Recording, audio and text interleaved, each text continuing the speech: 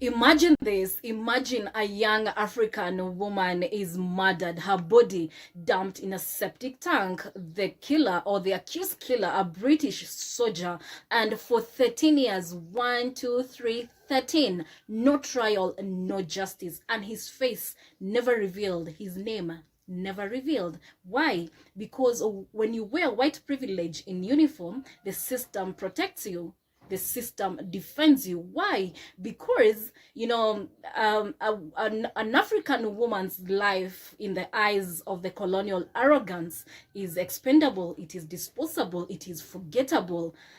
Her name was Agnes Wanjiru, and her story forces us to ask, whose lives matter, whose lives can be buried under dead silence.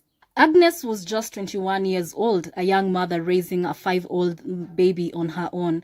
And in March 2012, she went out in Nanyuki. This is actually a small town in central Kenya, about 200 kilometers north of Nairobi. Nanyuki is not just any town. It's home to a massive British Army training camp where thousands of soldiers rotate every year under an agreement that dates back to colonial times. And on that night, Agnes was last seen with British soldiers drinking and partying. Days later, her body was discovered in a septic tank at a local hotel, brutally murdered and discarded. Kenyan investigators quickly suspected the British soldiers. Witnesses pointed fingers.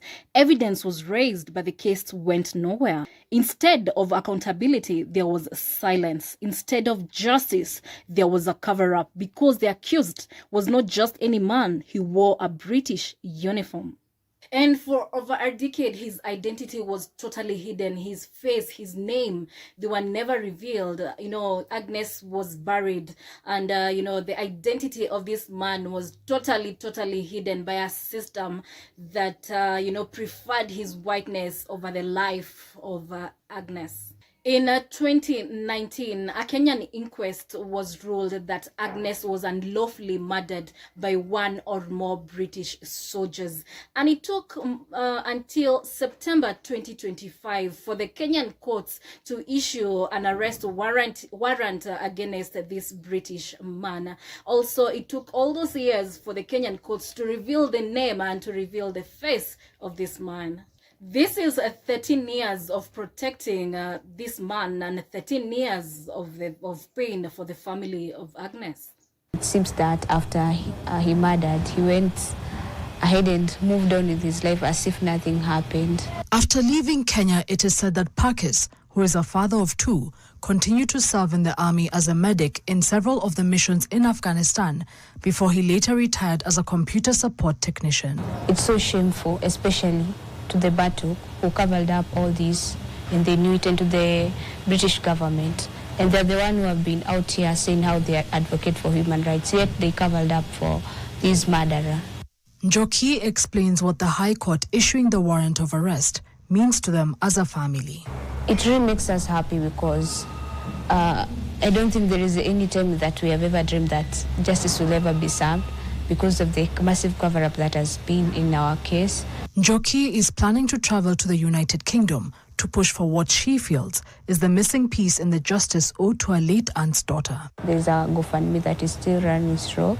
I'm currently requesting people to help me so that I can get to the UK and to keep on pushing for justice, and for the sake even of her daughter, who is now a teenager. And this is what modern colonialism looks like. An African woman is murdered by a foreign soldier, and the soldier is shielded and is protected by his own government. A life is lost, but the system bends over backwards to protect the killer. What times that we're living. Quite unforeseen times, honestly, that we're living in.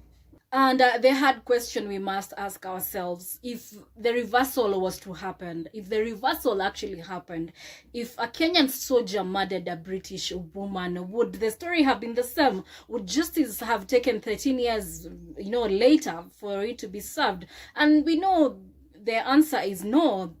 Justice would have been immediate. And, for Agnes, because she was black, because she was African, justice was denied. Justice took all these years for it to be served. This is not only a Kenyan tragedy, it is a global story of how African lives are valued less, how white privilege in uniform still walks the continent unchecked, and how colonial power structures continue to protect the guilty while silencing the victims. And 13 years later, we say her name again, Agnes Wanjiru, a daughter, a mother, a life cut short.